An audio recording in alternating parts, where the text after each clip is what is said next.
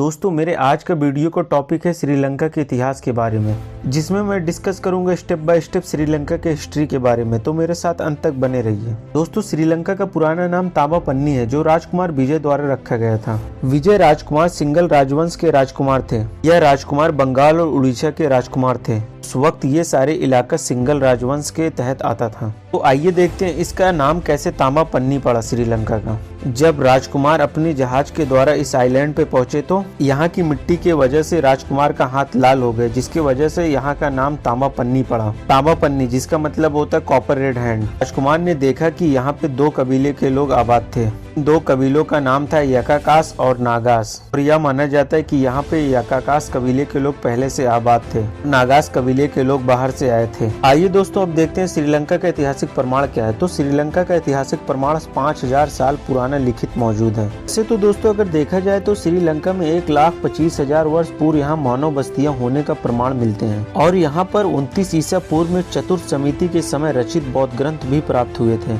और दोस्तों प्राचीन काल से श्रीलंका पर शाही सिंहल वंश का शासन रहा है, जो राजकुमार विजय द्वारा स्थापित किया गया था। 3री सदी ईसा पूर्व में मौर्य सम्राट अशोक के पुत्र महेंद्र के यहाँ आने पर बौद्ध धर्म का आगमन हुआ व प्रचार प्रसार हुआ काफी तादाद में। इसके बाद काफी बहुसंख्यक में लोग ने यहाँ पे बौद्ध धर्म को अपनाया। इस तरीके से इस देश पर सिंहल वंश, चोल वंश और पांडु वंश का शासन समय समय पर चलता रहा। इसके बाद 16वीं शताब्दी में यूरोपियन ताकतों ने इस देश पर दखल अंदाजी करना शुरू कर दिया, जिसमें से पुर्तगाली, डच और ब्रिटिशर थे। दोस्तों यह देश उस वक्त चाय, चीनी, रबड़, कॉफी, दालचीनी सहित अन्य मसालों के लिए काफी मशहूर हो गया था, जिससे यह यूरोपियन देशों के लिए आकर्षण का केंद्र भी बना। सबसे पहले पुर्तगालियों ने इस देश पर कोलंबो के पास अपना दुर्ग बनाया। अब पुर्तगालियों ने धीरे धीरे इस देश पर अपना आधिपत्य जमाना शुरू किया, इनके आसपास के सभी इलाकों पर। अब श्रीलंका के निवासी तंग आ गए इन पुर्तगालियों से।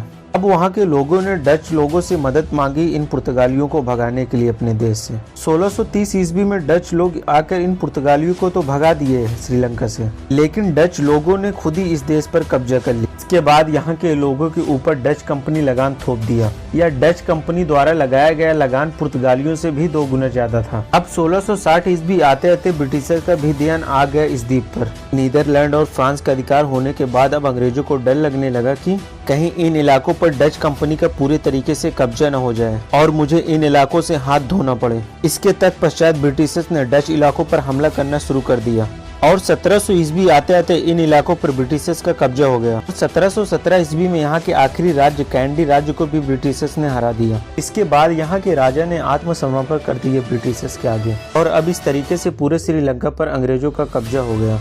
सेकेंड वर्ल्ड वार के बाद 4 फरवरी 1948 को देश को यूनाइटेड किंगडम से यानी ब्रिटिशर से पूरी तरीके से आज़ादी मिली। श्रीलंका के आज़ादी का संग्राम ब्रितानी साम्राज्य से आज़ाद होने तथा खुद का स्वतंत्र राज्य स्थापित करने के लिए लड़ा गया था। यह एक शांतिपूर्ण और राजनीतिक आंदोलन था। इसका नेतृत्व शिक्षित और मध्यम वर्ग के लोगों ने किया था।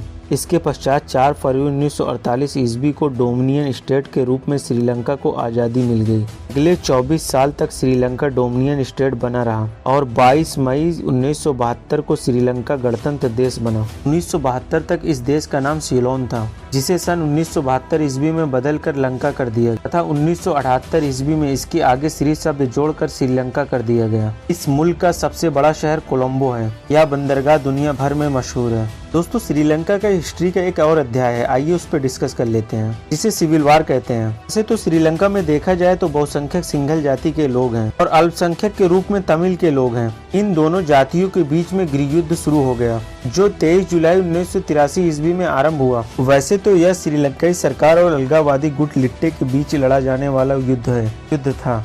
यह युद्ध 30 महीनों के सैन्य अभियान के बाद मई सन 2009 में श्रीलंका की सरकार ने लिट्टे गुट को परास्त कर दिया। यह सिविल वार मोटा मोटी सन 2009 तक चला। सरकार और लिट्टे गुट के बीच छुटपुट घटनाएं होती रहती थी। यह जाकर पूरे तरीके से सन 2009 में समाप्त हुआ। दोनों गुटों के बीच में गृहयुद्ध 25 सालों तक चला, जिसमें दोनों ओर से बड़ी संख्या में लोग मारे गए।